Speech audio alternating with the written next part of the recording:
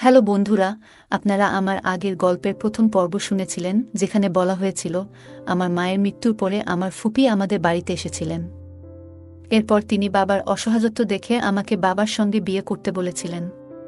এখন গল্পটি এখান থেকে এগিয়ে চলবে। যারা দেখেননি প্রথম পর্বের ভিডিও লিংক নিচে ডেসক্রিপশন বক্স এ পেয়ে যাবেন। আমি বললাম, না, এমনটা নয়। ছোটবেলা থেকেই আমি ভাবতাম বড় হয়ে এমন একজন জীবনসঙ্গী চাই, যিনি বাবার মতোই হবেন। কিন্তু ভাগ্যের কি খেলা, আপনাকেই আমার জীবনসঙ্গী হিসেবে পেয়েছি। আমি আপনাকে খুব ভালোবাসি, বাবা। আমি চেষ্টা করব আপনাকে সবসময় সুখী রাখতে। বাবা শান্ত স্বরে বললেন, তোমার কথা ঠিকই আছে। আমি তোমার বাবা হলেও এখন থেকে আমাদের সম্পর্ক এক নতুন রূপ নেবে।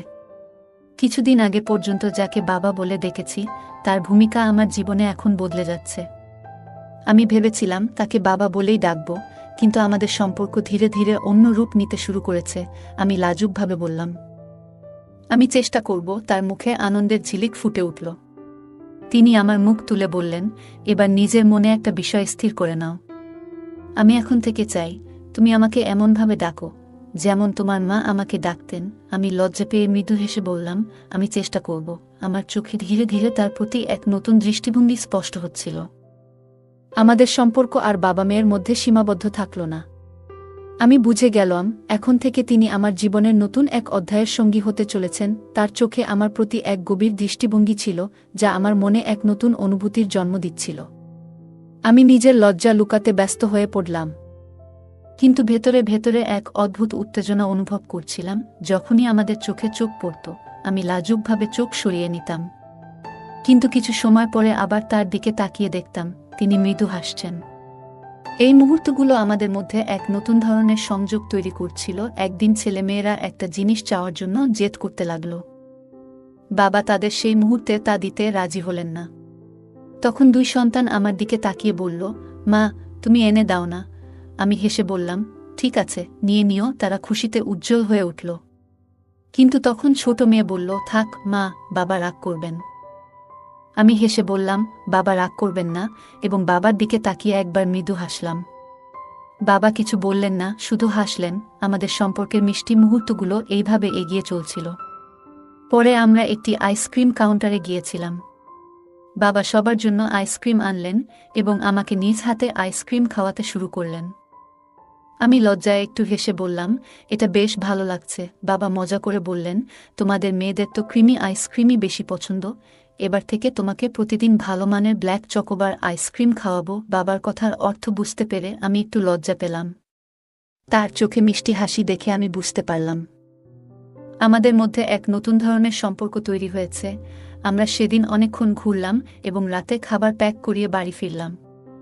বাড়িতে আমি খাবার গুছিয়ে সবাইকে ডাকলাম। বাবা বললেন, নিশি, তুমি এসো, একসঙ্গে খাই।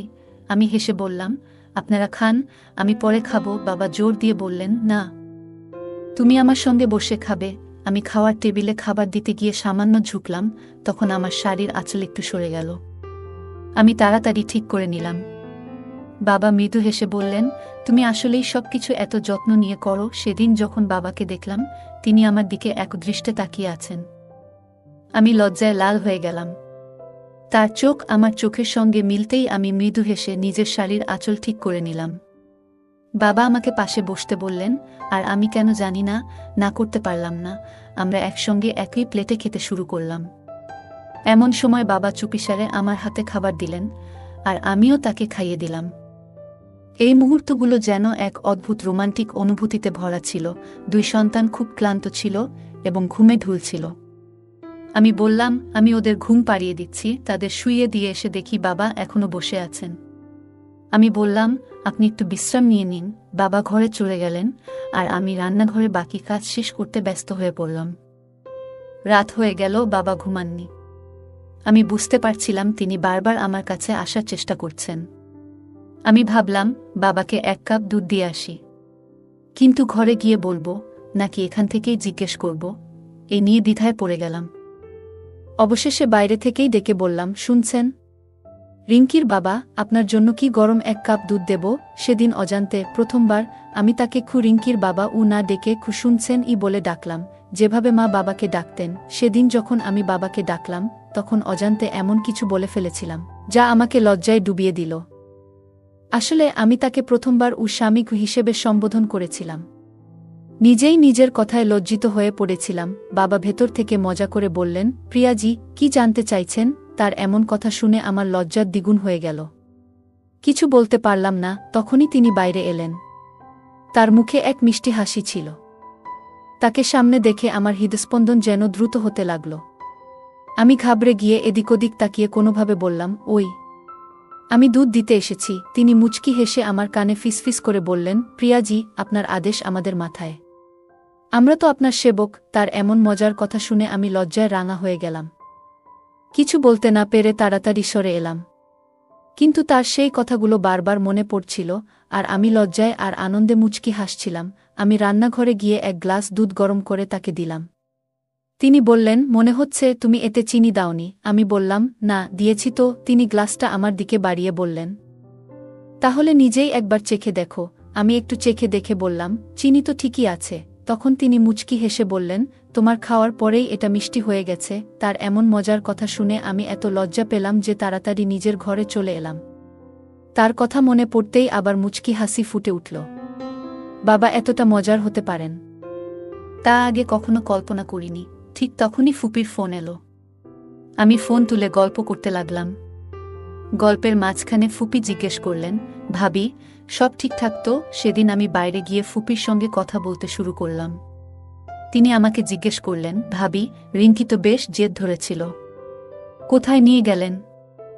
আমি বললাম, হ্যাঁ ফুপি, বাচ্চারা অনেকদিন ধরে বাড়িতে ছিল, তাই একটু বাইরে আয়েস করতে নিয়ে গেলাম। ফুপি মুচকি হেসে বললেন, ভাবি, আমার ভাই আর আপনার মধ্যে কি কোনো নতুন সম্পর্ক তৈরি হলো? আমি একটু লজ্জা পেয়ে বললাম, এখনো নয়, তবে হয়ে যাবে। আমি জানতাম ফুপি কোনো সম্পর্কের কথা বলছেন। আমি বললাম, দিদি, নতুন সম্পর্ক ঠিকভাবে তৈরি করতে হলে পুরনো সম্পর্কগুলো ভুলতে হবে। সেটা আমাদের সবার জন্যই ভালো। ফুপি সায় দিয়ে বললেন, ঠিকই বলেছ ভাবি, তবে মনে হচ্ছে তোমরা দুজন মিলে ভালোই সময় কাটিয়েছ। আমি মৃদু হেসে বললাম, আপনি কি বলছেন ফুপি? তারপর ফুপি বললেন, আমাকে ফুপি না বলে দিদি বলে ডাকো। ঠিক আছে দিদি, এখন থেকে ডাকবো। আমি বললাম। তখন দিদি আমাকে ঠাট্টা করে বললেন, ভাবি, আমার ভাই কি তোমার হাত ধরেছেন? আমি হেসে বললাম, উফ দিদি, আপনি কেমন কথা বলছেন? দিদি বললেন, তাহলে তুমি কিভাবে বুঝলে যে তিনি পুরনো সম্পর্ক ভুলে গেছেন? আমি বললাম, তেমন কিছু নয় দিদি। আমরা যখন বাইরে আইসক্রিম খেতে গিয়েছিলাম তখন উনি বলছিলেন, তোমাকে রোজ আইসক্রিম খাওয়াবো, আর সেটা শুনে আমি বুঝে গিয়েছিলাম যে তিনি কোনো আইসক্রিমের কথা বলছেন। দিদি মজা করে বললেন, আহা ভাবি, সেটা তো আসল আইসক্রিম, চোকোবার, খুবই মজার জিনিস। এই কথা শুনে আমি লজ্জায় রাঙা হয়ে গেলাম এবং নিজের ঘরে ফিরে এলাম। বিছানায় শুয়ে তখনও ফুপি কথাগুলো কানে বাজছিল। আমি মনে মনে ভাবছিলাম, পাপা আমাকে সত্যি সত্যি চোকোবার খাওয়াবেন? তারপর নিজেই উত্তর দিলাম, কেন নয়? নিজের স্ত্রীকে না খাইয়ে আর কাকে খাওয়াবেন? আমি শুয়ে শুয়ে ভাবতে লাগলাম, দিদি কি পাপার সঙ্গে আমাদের সম্পর্কের কথা বলেছিলেন? পাপার আজকের আচরণ দেখে মনে হচ্ছে তিনি নিশ্চয়ই কিছু আলোচনা করেছেন। এত ভাবনার মাঝেও একটা প্রশ্ন আমাকে তাড়া করছিল, পাপা কি সত্যি আমাকে তার স্ত্রী হিসেবে ভাবতে শুরু করেছেন? সকালবেলা আমি বসে বসে ভাবছিলাম, পাপা কি সত্যিই আমাকে তাদের সন্তানদের মা হিসেবে দেখতে চান? কিছুক্ষণ চিন্তাভাবনার পর নিজেই উত্তর পেয়ে গেলাম। যদি সেটা না চাইতেন তবে কেন বলতেন, আমাকে পাপা বলে ডেকো না? আমি তোমার বাবা নই, আমি তোমার সন্তানের বাবা। এটা পরিষ্কার ছিল যে তিনি আমাকে সন্তানদের মা হিসেবে দেখতে চান। পরের দিন সকালে বাচ্চারা স্কুলের জন্য তৈরি হয়ে বেরিয়ে পড়ল। পাপা তখনও ঘুমাচ্ছিলেন। আমি ভাবলাম, কেন না বুয়াকে ফোন করে জেনে নিই তিনি পাপার সঙ্গে আমাদের বিয়ের ব্যাপারে কথা বলেছেন কিনা। আমার মনে নানা প্রশ্ন ঘুরছিল, তাই আর অপেক্ষা না করে ফোন করলাম। আমি বললাম, দিদি নমস্কার। বুয়া হাসতে হাসতে বললেন, কি ভাবি, আবার বুয়া? ঠিক করে বলো। আমি একটু লজ্জা পেয়ে বললাম, সরি দিদি। দিদি বললেন, বলতো, এত সকালে আমাকে কি মনে পড়ল? আমি বললাম, দিদি, আসলে কিছু বুঝতে পারছি না, কিভাবে আপনার সঙ্গে বলবো। দিদি মিষ্টি গলায় বললেন, ভাবি, কি হয়েছে বলো তো? আমি বললাম, দিদি, আপনার কি পাপার সঙ্গে কোনো কথা হয়েছে? দিদি মজা করে বললেন, কেন ভাবি, এত তাড়াতাড়ি কিসের এত উৎসাহ? আমি লজ্জা পেয়ে বললাম, দিদি, তেমন কিছু না। আমি জানতে চাইছিলাম আপনি কি তার সঙ্গে আমাদের সম্পর্ক নিয়ে কথা বলেছেন? দিদি বললেন, হ্যাঁ ভাবি, কথা তো হয়েছেই। তোমার কি মনে হয়? আমি তো জানতাম পাপা শুনেই খুশি হয়ে যাবেন। আমি অবাক হয়ে বললাম, তবে কি সত্যিই পাপা রাজি হয়েছেন? দিদি মুচকি হেসে বললেন, ভাবি, তোমার কি মনে হয় পাপা না বলবেন? এই কথাগুলো শুনে আমার মন শান্ত হল। মনে মনে ভাবলাম, পাপা সত্যিই খুশি। হয়তো এটাই আমাদের নতুন জীবনের শুরু। দিদি বললেন, ভাবি, এটা তো সম্ভবই নয় যে কেউ আমার ভাবির এই সম্পর্ককে প্রত্যাখ্যান করবে। আরে ভাবি, দাদা তো এত খুশি যে তা ভাষায় বোঝানো যাবে না। আর শোনো ভাবি, তোমাকে একটা কথা বলি, দাদা নিজেই আমাকে বলেছিল তোমার সঙ্গে কথা বলতে। বারবার আমাকে জিজ্ঞাসা করছিল, সত্যি করে বলতো প্রিয়া কি এই সম্পর্কে রাজি আছে? দিদি কথা শুনে আমি ভীষণ লজ্জা পেলাম। মনে হলো পাপা আমাকে তার জীবনসঙ্গী বানানোর জন্য এতটাই উদ্গ্রীব। এমন সময় পাপার গলা শুনে আমি বললাম, দিদি, পরে কথা বলবো, এবং ফোনটি রেখে দিলাম। আমি তখন রান্নাঘরে ছিলাম। হঠাৎ পাপা এসে পিছনে দাঁড়ালেন।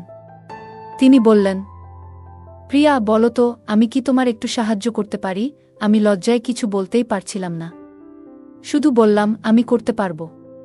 আপনি যান। পাপা হেসে বললেন, তাড়াতাড়ি তৈরি হয়ে নাও, আমরা বাইরে কোথাও ঘুরতে যাব। এটা বলেই তিনি চলে গেলেন। তার চলে যাওয়ার পর আমি একটু স্বস্তি পেলাম। আমার মনে হচ্ছিল এখন আর বেশি দিন নেই যখন আমার ঘরের ঠিকানা পাপার ঘরে বদলে যাবে। আমি যখন তৈরি হয়ে বাইরে বেরোলাম, তখন দেখি পাপার কাছে কারো ফোন এসেছে। সেই ফোন পেয়ে তাকে অন্য কোথাও কাজে যেতে হলো। আমি তখন জামাকাপড় বদলে গৃহস্থালির কাজে মন দিলাম। ঘর পরিষ্কার করার পর পাপার ঘরে তার কাপড় আনতে গেলাম। বিকেলে দরজার ঘণ্টা বাজল। আমি মনে মনে হাসতে হাসতে ভাবলাম, তিনি এসেছেন, এবং দরজার দিকে ছুটে গেলাম। মনে হচ্ছিল বহুদিন পর যেন নিজের প্রিয়জনকে দেখব। দরজা খুলে দেখি সামনে পাপা নন, অন্য কেউ দাঁড়িয়ে। পাপার বদলে অন্য কাউকে দেখে আমার মুখ মলিন হয়ে গেল। আমি জিজ্ঞেস করলাম, জি, আপনি কাকে খুঁজছেন? সামনের লোকটি বলল, ম্যাডাম, কুরিয়ার আছে। এটি এই নামে পাঠানো একটি চিঠি। আমি বললাম, উনি তো এখন বাড়িতে নেই। ছেলেটি বলল, আপনি কে? আমি হেসে বললাম, আমি উনার স্ত্রী। এটা বলতে গিয়ে আমার মনে একটু অন্যরকম আনন্দ হচ্ছিল। জীবনে প্রথমবার কাউকে বললাম যে আমি পাপার স্ত্রী। কিছুক্ষণ পর পাপা বাড়ি ফিরলেন। হয়তো কোনো জরুরি কাজ ছিল যে কারণে দেরি হয়ে গেল। উনি ফিরে এসে সোজা নিজের ঘরে গিয়ে ফ্রেশ হতে লাগলেন। এই ফাঁকে আমি খাবার টেবিলে সব প্রস্তুত করলাম। সব রেডি করার পর পাপাকে বাইরে থেকে ডাক দিলাম, শোনো রিঙ্কির বাবা, খাবার রেডি। একদিনের মধ্যেই আমি যেন মায়ের মতো কথা বলতে শিখে গেছি। এখন আমার আর মায়ের মধ্যে খুব বেশি পার্থক্য নেই। আমি ভাবছিলাম, যা কিছু আগে মায়ের ছিল, এখন সবই যেন আমার হয়ে গেছে। এই বাড়ির প্রতিটি জিনিস, বাচ্চারা, শোবার ঘর, এমনকি মায়ের জীবনসঙ্গীও। যে হৃদয়ে এতদিন মা বাস করতেন, এখন সেখানে আমি স্থান পেয়েছি। এমনকি বলা যায় আমি সেখানে পুরোপুরি জায়গা করে নিয়েছি। বাচ্চারা ও পাপা সবাই ডাইনিং টেবিলে চলে আসার পর পাপা মজা করে বললেন, কি খবর আমাদের নতুন সরকার? পাপার এমন কথা শুনে আমি লজ্জায় পড়ে গেলাম। আস্তে করে বললাম, এই কি যে বলেন? পাপা হাসতে হাসতে বললেন, তাহলে আর কে হবে রিঙ্কির মা? এখন তুমিই তো সেই দায়িত্ব পালন করবে ম্যাডাম। আমি হেসে বললাম, হ্যাঁ হ্যাঁ, করতে হবে তো। তারপর আমি কিচেনে খাবার আনতে গেলাম। আজকাল মনে হয় বাচ্চারা যেন আমারই সন্তান। তারা এমনভাবে আমার সাথে মিশে গেছে যেন আমি তাদের মা, বোন নয়। খাওয়া শেষে বাচ্চারা ঘরে চলে গেলে পাপা ঘরে যাচ্ছিলেন। আমি তাকে থামিয়ে বললাম, শুনুন তো। খামটা তার হাতে দিয়ে জানালাম, এটা সন্ধ্যায় কুরিয়ার থেকে এসেছে। পাপা বললেন, আমি বলেছিলাম বাড়িতে নেই, তাই স্ত্রীর হাতে দিয়ে যাও। স্ত্রী কি শব্দে আমি লজ্জায় লাল হয়ে কিচেনে চলে গেলাম। কিছুক্ষণ পর পাপা এসে বললেন, প্রিয়া, তোমার দিদির ফোন এসেছে। ফোন নিয়ে ঘরে গিয়ে দিদির সঙ্গে কথা শুরু করলাম। দিদি বলল, ভাবি নমস্কার। আমি হাসি দিয়ে বললাম, নমস্কার দিদি। দিদি মজা করে বলল, তোমার বিয়ে হলে তোমার পাপা খুশি। তিনি বললেন, নতুন ভাবির রান্না আর যত্নদারি দারুণ হবে। এই কথায় আমি হেসে ফেললাম। দিদি জানালো, তার বাচ্চারা জানে তাদের নতুন মা আমি। দিদির বয়স ৩-২, তার ২টি সন্তান রয়েছে। বাচ্চারা আমাদের মতোই। আমাদের ছাড়া তাদের তেমন কোনো অন্য আত্মীয় নেই। আমরা তাদের জন্য সবকিছু, আর তারা আমাদের জন্য, কারণ আমাদের সম্পর্ক নিয়ে কারো সন্দেহ করার সুযোগ নেই। কেউই আমাদের আসল সম্পর্কের কথা জানে না। দিদির সঙ্গে কথা বলে আমার খুব ভালো লাগছিল, এক ধরনের ঘনিষ্ঠতার অনুভূতি হচ্ছিল। তখনই দিদি জিজ্ঞেস করল, তুমি এখন রাতবেলা কি করছো? আমি হেসে বললাম, আমি বাসন মাজছি। এ কথা শুনে দিদি একটু রাগ করে বলল, তুমি এসব কেন করছো? তার রাগ দেখে আমি কিছুটা অবাক ও খারাপ বোধ করলাম। আমি উত্তর দিলাম, দিদি, এ তো আমার রুটিন কাজ। দিদি বলল, ভাবি, এটা ঠিক আছে, কিন্তু শোনো, তোমার তো বিয়ে হতে চলেছে। এ সময় নিজেকে একটু সুন্দরভাবে রাখাটা জরুরি। জানো, যখন একজন নারী রাতে সাজগোজ করে নিজের স্বামীর সামনে যায়, তখন তা তাদের ভালো লাগে। এ কথা শুনে আমি লজ্জায় মাটিতে মিশে যেতে চাইছিলাম। ধীরে ধীরে বললাম, দিদি, তুমি এ কি বলছো? দিদি হাসতে হাসতে বলল, ঠিকই বলছি। এখন থেকে নিজেকে সবসময় প্রস্তুত রাখবে। জানো ভাবি, পুরুষদের নিয়ন্ত্রণে রাখতে হলে তাদের প্রতি তোমার যত্ন এবং আকর্ষণ ধরে রাখা খুব জরুরি। আমি মাথা নেড়ে বললাম, ঠিক আছে দিদি, আমি খেয়াল রাখব। তারপর দিদি বলল, ভাবি, আরেকটা জরুরি কথা। আমি পণ্ডিতজির সঙ্গে তোমার এবং ভাইয়ার বিয়ের বিষয়ে কথা বলেছি। তিনি জানিয়েছেন আজ থেকে 15 দিন পর তোমাদের বিয়ে ঠিক করা হয়েছে। দিদি বলছিলেন, ভাবি, পণ্ডিতজি বলেছেন যে এই দিনটা খুবই শুভ। আর তিনি আরও বললেন যে তোমার আর ভাইয়ার জুটি খুবই ভালো। তোমাদের সম্পর্ক বহু জন্মের জন্য স্থায়ী হবে। দিদির কথা শুনে আমার মনে একটা অন্যরকম আনন্দ হলো। ভাবছিলাম, এটা কি কেবল কাকতালীয়, নাকি আসলেই আমাদের সম্পর্ক এতটা গভীর এবং সুন্দর? দিদি তখন আমাকে বললেন, পাপাকে ফোন দাও। আমি ডেকে বললাম, শোনো, এই ফোনটা ধরো। পূজা মজা করে বলল, ভাবি, তুমি কি এখন থেকেই ভাইয়াকে এইভাবে ডাকার অভ্যাস তৈরি করছো? আমি একটু রেগে গিয়ে মিষ্টি স্বরে বললাম, আরে দিদি, তুমি এ কি বলছো? দিদি হেসে বলল, ভাবি, এখন আমি মজা করছি, কিন্তু কয়েকদিনের মধ্যেই তুমি নিজেই এভাবে ডাকতে অভ্যস্ত হয়ে যাবে। দিদি আর আমি একসঙ্গে হেসে উঠলাম। আমি পাপার ঘরে গিয়ে ফোন দিয়ে এলাম। তারপর নিজের ঘরে এসে বিছানায় শুয়ে পড়লাম। কিন্তু আজ আমার ঘুম কিছুতেই আসছিল না। যে বিছানায় প্রতিদিন শান্তিতে ঘুমোই, আজ যেন সেটাই অস্বস্তি দিচ্ছিল। পরের দিন সকালে আমি খুব খুশি মনে বাড়ির সব কাজ দ্রুত সেরে ফেললাম। তখন পাপা ঘুম থেকে উঠে আমাকে বললেন, নিশি, রেডি হয়ে নাও, আজ কোথাও ঘুরতে যাব। আমি একটু মজা করে বললাম, কেন, আজকেও কি কালকের মতোই তৈরি হতে হবে? পাপা একটু হাসলেন এবং আমার সামনে কান ধরে বললেন, সরি, মাফ করে দাও, কাল জরুরি কাজ ছিল। পাপার এমন ভঙ্গি দেখে আমার মুখে হাসি চলে এলো। আমি আমার ঘরে গিয়ে ভাবতে লাগলাম, আজ ঘুরতে গেলে কি পরব। এমন কিছু পরতে চাইছিলাম যা পাপার পছন্দ হবে, কিন্তু আবার কি পরব সেটা বুঝতে পারছিলাম না। ঠিক তখনই পাপা আমার ঘরে এলেন এবং বললেন, তুমি এখনো তৈরি হলে না? আমি বললাম, দেখো তো, কিছুই বুঝতে পারছি না, কি পরব? তুমি বলো না, কি পরব? পাপা মায়ের ওয়ার্ড্রোব থেকে একটি সুন্দর কালো শাড়ি বের করলেন এবং আমার দিকে এগিয়ে দিয়ে বললেন, এইটা পরো। পাপা বললেন, এই শাড়িটা পরো, তোমার ওপর দারুণ মানাবে। আমি পাপার হাত থেকে শাড়িটা নিয়ে তাড়াতাড়ি তৈরি হতে শুরু করলাম। সেদিন মায়ের কালো রঙের সুন্দর শাড়ি এবং তার সাথে মানানসই ব্লাউজ পরেছিলাম। শাড়ির সঙ্গে মিলিয়ে চুড়ি, কানের দুল এবং একটি লাল টিপ পরেছিলাম। সাজগোজের পর মনে হচ্ছিল আজ যেন আমার চেয়ে বয়সে বড় দেখাচ্ছে। পরে পাপা এসে গেলেন। আমি আস্তে করে জিজ্ঞেস করলাম, আপনি এসে গেছেন? পাপা হেসে উত্তর দিলেন, আর কিছু না বলে শুধু মৃদু হাসলেন। তার হাতে একটি ছোট বাক্স ছিল। তিনি বাক্সটা আমার দিকে এগিয়ে দিয়ে বললেন, নিশি, এটা তোমার জন্য উপহার। আমি পাপার হাত থেকে বাক্সটা নিয়ে মুচকি হেসে খুললাম। বাক্স খুলতেই দেখলাম তাতে সোনার সুন্দর গয়না। বাক্স খুলতেই দেখলাম ভেতরে দুটি খুব সুন্দর বালা। বালা দেখে আনন্দে উচ্ছ্বাস প্রকাশ করে বললাম, ওয়াহ, কি সুন্দর বালা এগুলো। তারপর বললাম, আপনার জন্য একটু পানি নিয়ে আসি। পাপা আমাকে থামিয়ে বললেন, প্রিয়া, দিদির সাথে কি তোমার কথা হয়েছে? আমি বুঝতে পারছিলাম পাপা কি বিষয়ে জিজ্ঞেস করছেন, তবুও জিজ্ঞাসা করলাম, কোনো বিষয়ে পাপা? পাপা বললেন, পূজা কি তোমাকে কোনো তারিখের ব্যাপারে কিছু বলেছে? আমি মৃদু হেসে লজ্জায় মাথা নিচু করে বললাম, জি পাপা। আমার মুখ থেকে জি শুনে পাপা আমার কাছে এগিয়ে এসে বললেন, প্রিয়া, তোমার কোনো আপত্তি নেই তো? আমি কি বলবো বুঝতে পারছিলাম না। আমার লজ্জায় মাথা নিচু হয়ে গেল। পাপার সামনে এইভাবে দাঁড়িয়ে থাকতে খুব অস্বস্তি হচ্ছিল। আমার মুখ পুরো লাল হয়ে উঠেছিল। পাপা কিছু বলার জন্য মুখ খুলছিলেন, ঠিক তখনই রিঙ্কি এসে পড়ল। লজ্জা লুকিয়ে আমি বললাম, আমি আপনার জন্য পানি নিয়ে আসছি। এটা বলে আমি দ্রুত রান্নাঘরের দিকে চলে গেলাম। রিঙ্কি পাপার কাছে গিয়ে জিজ্ঞেস করল, পাপা, আমি কেমন দেখাচ্ছি? পাপা তাকে কোলে তুলে নিয়ে আদর করে বললেন, খুব সুন্দর দেখাচ্ছ। তখন রিঙ্কি বলল, আমি সুন্দর দেখাচ্ছি বলেই আপনি আমাকে কোলে তুলেছেন। তাহলে মাকে সুন্দর দেখাচ্ছিলেন, তখন কেন তাকে কোলে তুললেন না? আপনি কি মিথ্যা বলছেন যে মা সুন্দর?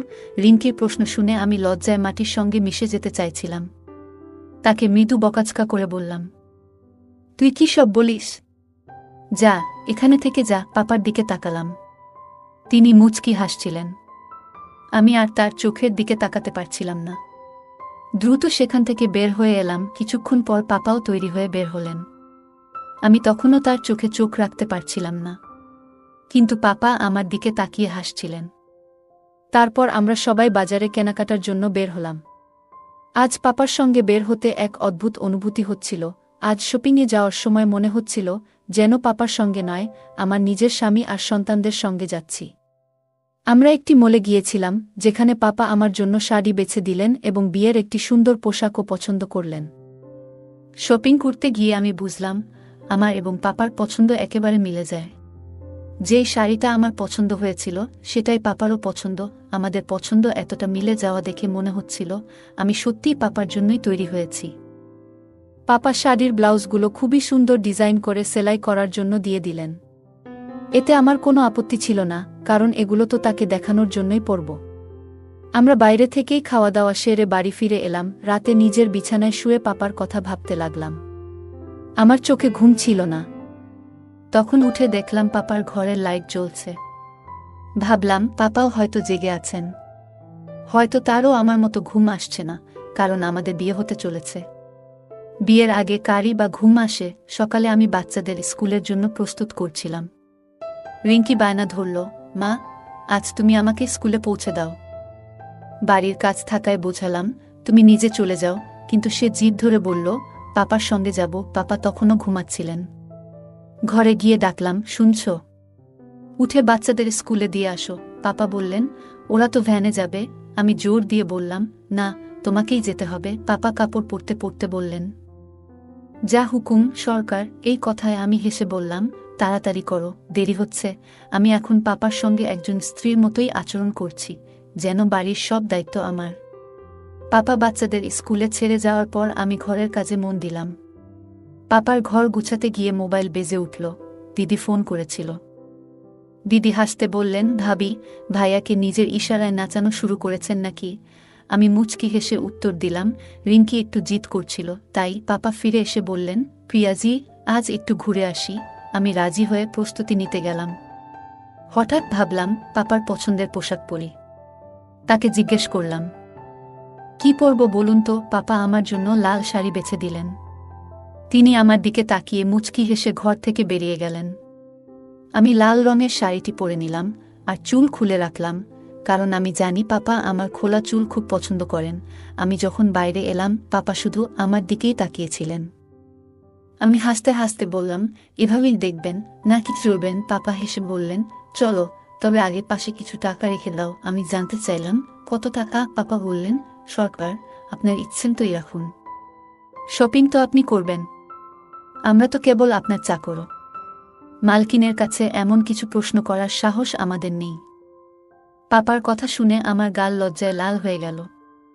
আমি মুচকি হেসে বললাম, এই রকম কথা বলা আপনি শিখেছেন? তারপর আমি আলমারি থেকে কিছু টাকা নিয়ে পাপার সঙ্গে বেড়াতে বেরিয়ে পড়লাম। পাপা গাড়ি চালিয়ে শহরের বাইরে একটি নির্জন জায়গায় নিয়ে এলেন। সেখানে একটি পুরনো দুর্গ ছিল। পাপা বললেন, প্রিয়া, তোমার ছবি তোলার জন্যই এখানে নিয়ে এসেছি। আমি বললাম, এটা তো বাড়িতেও করতে পারতেন। পাপা হেসে বললেন, বাইরের সবুজের মধ্যে ছবি আরও সুন্দর আসবে। পাপার কথা শুনে আমি মৃদু হেসে বললাম, ঠিক আছে, চলুন। পাপা আমার কানের কাছে এসে ফিসফিসিয়ে বললেন, ভয় লাগছে না তো? আমি মুচকি হেসে বললাম, আপনি যখন পাশে আছেন তখন আর ভয় কিসের? পাপা বললেন, যে কেউ তোমার প্রেমে পড়তে পারে। আমি নিজেকে খুব ভাগ্যবান মনে করি যে তুমি আমাকে পেয়েছ। পাপার এই কথা শুনে আমি লজ্জায় চোখ নামিয়ে বললাম, কত মিথ্যে কথা বলেন আপনি। আমি এত সুন্দর নই, আমি খুব সাধারণ চেহারার মেয়ে। বাবা বললেন, চলো বাইরে একটু হাঁটি। আমি চুপচাপ সম্মতি দিলাম এবং বাইরে একটা আম গাছের দিকে ইশারা করলাম। আমরা গাছটার নিচে গেলাম। বাবা তখন মোবাইল বের করে বললেন, একটু দাঁড়াও, তোমার ছবি তুলতে চাই। আমি পোজ দিলাম আর বাবা ছবি তুললেন। ছবি তোলার সময় বাবা নিজেও কিছু পোজে আমার সঙ্গে ছবি তুললেন। হঠাৎ তিনি পকেট থেকে ছোট্ট একটা বাক্স বের করলেন। বাক্সটা খুলে দেখলাম একটা আংটি। বাবার চেহারায় তখন এক অদ্ভুত কোমলতা। তিনি বললেন, প্রিয়া, এই আংটি তোমার জন্য। আমি চাই তুমি এই সম্পর্ককে নতুনভাবে গ্রহণ করো। আমি হতভম্ব হয়ে দাঁড়িয়েছিলাম। বাবা আমার হাত ধরে আংটিটা পরিয়ে দিলেন। লজ্জায় আমি দৌড়ে চলে এলাম। বাবা আমার পেছন পেছন এলেন এবং বললেন, প্রিয়া, তোমার উপস্থিতি আমার জীবনে একটা নতুন অর্থ এনেছে। তোমাকে ছাড়া আমি আর এক মুহূর্ত থাকতে পারবো না। এরপর আমরা অনেক কথা বললাম। কিছুক্ষণ পর বাবা বললেন, চলো, তোমার জন্য কিছু কেনাকাটা করি। আমরা বাজারে গিয়ে আমার জন্য সুন্দর কিছু পোশাক কিনলাম। বাবা বারবার বলছিলেন, তোমার মতো সুন্দর মেয়ে যদি সুন্দর পোশাক না পরে তাহলে কিভাবে হবে? আমি তার কথায় হাসলাম, আবার একটু লজ্জাও পেলাম। বাবার সাথে কাটানো প্রতিটি মুহূর্ত যেন বিশেষ হয়ে উঠছিল। বাবা বললেন, প্রিয়া, আমাদের বিয়ের পর তোমার পছন্দমতো নতুন ফার্নিচার কিনে তোমার জন্য নতুন ঘর সাজাবো। এই কথায় আমি এক মুহূর্ত থেমে তাকে জিজ্ঞেস করলাম, তোমার কি মনে হয় আমি তোমার সঙ্গী হতে পারবো? বাবা গভীরভাবে আমার চোখের দিকে তাকিয়ে বললেন, তুমি আমার জীবনের সবচেয়ে বড় প্রেরণা। বাবা বললেন, চলো, বাড়ির জন্য কিছু নতুন জিনিস কিনি। কেনাকাটা সেরে আমরা বাড়ি ফিরলাম। তখনই বাচ্চারা বাড়ি এলো আর আমি ঘরের কাজে ব্যস্ত হয়ে পড়লাম। হঠাৎ বাবার ফোনে কল এলে তিনি দেখা করতে বাইরে চলে গেলেন। আমি ঘর গুছানোর সময় ভাবছিলাম, এই বাড়ি এখন আমারও। পুরনো অ্যালবাম দেখতে গিয়ে বাবার সঙ্গে মায়ের একটি ছবি দেখে অদ্ভুত অস্বস্তি হলো। মনে হলো বাবার পাশে থাকার অধিকার কেবল আমার। চিন্তা সরিয়ে রাতের খাবার তৈরি করতে লাগলাম। কিছুক্ষণের মধ্যেই বাবা ফিরে এলেন আর আমি খাবার টেবিল সাজালাম। আমি বাবাকে ডাকার জন্য তার ঘরে গিয়েছিলাম। তখন বাবা বললেন, নিশি, তোমার কেনা পোশাকগুলো পরে দেখেছ? মাপ ঠিক আছে তো? আমি লজ্জায় মুখ নামিয়ে বললাম, হ্যাঁ, সব ঠিক আছে। বাবা আবার বললেন, একবার পরে দেখো, ভালো লাগবে। আমি তখন মৃদু হাসলাম এবং বললাম, পরে দেখব। খাবার টেবিলে সবাই একসঙ্গে বসেছিলাম। বাবা মাঝে মাঝে আমাকে দিকে তাকিয়ে হাসছিলেন আর আমি লজ্জায় চোখ নামিয়ে নিচ্ছিলাম। সেদিনের পুরো সন্ধ্যাটা আমার কাছে বিশেষ হয়ে উঠেছিল। মনে হচ্ছিল আমাদের জীবনে এক নতুন অধ্যায় শুরু হতে চলেছে। রাতের খাবারের পর আমি বাচ্চাদের ঘুম পাড়িয়ে রান্নাঘরে কিছু কাজ গুছাতে গেলাম। হঠাৎ পেছন থেকে বাবার কণ্ঠ শুনতে পেলাম, নিশি, তুমি কি জানো তুমি কতটা বদলে গেছ? আমি ঘুরে তাকালাম এবং মৃদু হেসে বললাম, আপনার কথার মানে কি বাবা? বাবা বললেন, তোমার হাসি, তোমার যত্ন, এগুলো যেন আমার জীবনের সব ক্লান্তি মুছে দেয়। আমি লজ্জায় মাথা নিচু করে বললাম, আপনি এমন কথা বলছেন কেন? বাইরে রিঙ্কি যদি শোনে তাহলে কি ভাববে? বাবা আমার দিকে তাকিয়ে বললেন, তোমার উপস্থিতি আমার জীবনের সবচেয়ে বড় আশীর্বাদ। আমি আর কিছু বলতে পারলাম না, শুধু হেসে রান্নাঘরের কাজ চালিয়ে গেলাম। কিছুক্ষণ পর বাবা আবার বললেন, নিশি, জানো, আমি তোমার মতো জাদুকরি মেয়ে কখনো দেখিনি। তুমি আমার জীবনের সবকিছু পাল্টে দিয়েছ। এই কথা শুনে আমি লজ্জায় রান্নাঘর ছেড়ে বেরিয়ে এলাম। বন্ধুরা, আজকের গল্প এখানেই শেষ। কিন্তু এরপর কি হলো সেটা জানতে হলে অপেক্ষা করতে হবে পরবর্তী পর্বের জন্য। যদি আপনারা বেশি করে কমেন্ট করেন যে পরের পর্ব চাই, তাহলে দ্রুতই আপলোড করে দেব। আমাদের চ্যানেলে আরও অনেক সুন্দর গল্প আপলোড করা আছে, সেগুলো দেখে আসতে পারেন। আর অন্য কোনো বিশেষ গল্প শুনতে চাইলে অবশ্যই কমেন্টে জানাবেন। আপনাদের মতামত আমাদের কাছে অনেক মূল্যবান। গল্পগুলো ভালো লাগলে আমাদের চ্যানেলটি সাবস্ক্রাইব করুন এবং গল্পটি শেয়ার করতে ভুলবেন না। ধন্যবাদ।